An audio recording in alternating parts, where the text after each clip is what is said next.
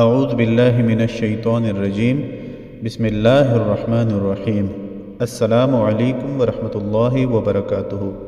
اس video میں آپ کو ملازمت کے حصول کے لیے ایک عمل دیا جائے گا۔ اگر کوئی ایسا شخص جسے ملازمت کی تلاش ہو اور اسے نوکری نہ ملتی ہو تو اس کو چاہیے کہ اللہ رب العزت کا نام یا مالک الملک 313 مرتبہ بمائے اول و آخر 7 مرتبہ درود شریف کے پڑھے تو اس کے لیے غیب سے سامان پیدا ہوں گے اور اسے نوکری مل جائے گی۔